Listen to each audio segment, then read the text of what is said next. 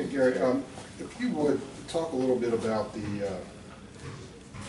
done it before, but the expectations for this team this year. Well, you just have to look at the experience that we had from the guys from last year returning. So the expectations are, set really high for us and coach. Just looking later in the season and just not wanting to just get to the tournament, but advance further and deeper. And as a group collectively, we have so much to work on. But we still have those goals of conference, running a conference tournament, winning regular season conference. But it all starts with what we do now, learning all our details and our small things to make sure that we're executing early so that later we're prepared for those obstacles that come at us. A game like these early season games, you're favored, to win a lot of them. How do you guys prepare for that? Go ahead. Coach,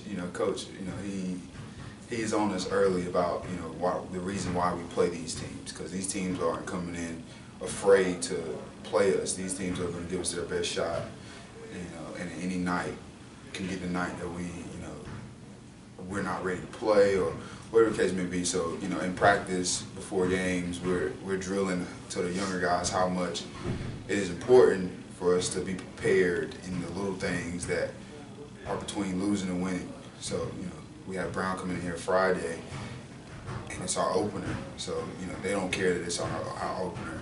We just got to prepare to the best of our abilities. From our coaching staff to really be ready and get the job done Friday. Coach said they have 5 guys that can line up behind the arc and shoot the 3. What do you do to defend that? Just a scout report. All these next couple of days leading up to the game. Just because on our team we have a lot of guys that can shoot. So really communicating defensively. Not overhelping, not sinking too deep defensively. Just really knowing where your men are. Don't lose sight of them, so that you're not surprised when the ball is swung from left to right. So really communication is key when you're playing a team that all 5 guys can shoot, because your 5-man can't run all the way to the paint and transition, and his man stops at the 3-point line. So really communicating with everyone, being on the same page as far as who's guarding who, don't get beat off the dribble, and so forth.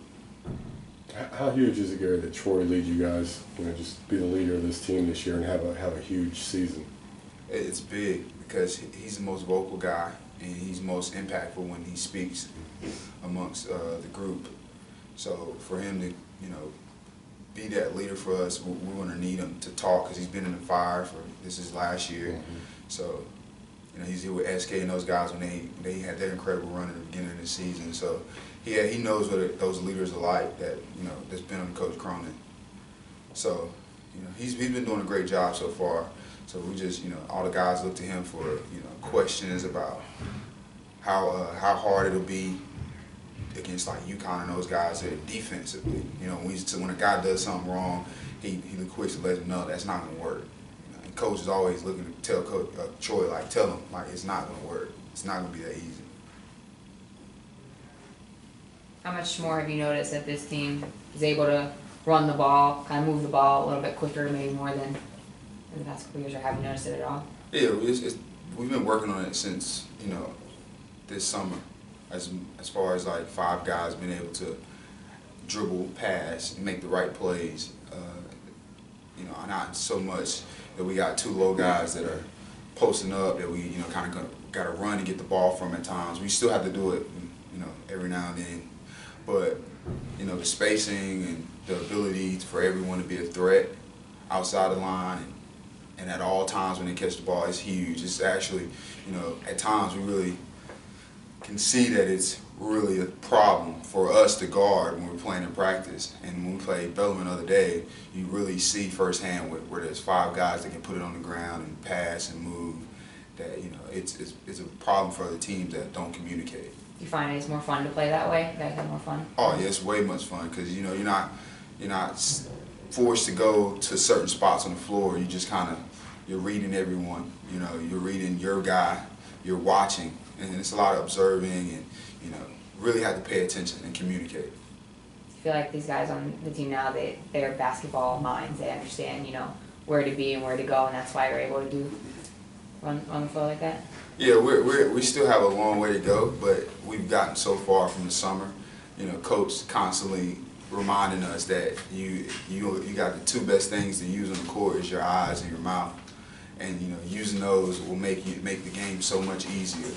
So these group of guys have really paid attention and listened to Coach, and everyone's starting to make those reads and plays that Coach you know, has talked about in the summer. And as you talked about how maybe not taking the first shot, that quick shot right away. I mean, with this kind of offense, it might be difficult because you're obviously moving the ball quicker, so you're getting open quicker. But as you talked about, you know, not taking those quick shots all the time. Yeah, he always talks about the team with the most possessions will win. So every possession, you know, counts. So on the first side, you can't fire up a shot just because you're semi-open. You know, and with some of our drills that we're doing, you know, it's set up to, you know, sometimes the guy is open, but, you know, you got to make that read. Should he take it, or is it, you know, 24 or 25 seconds in the shot clock? So, you know, we had a practice where he's really honest about not trying to score, like, on the first side of the floor.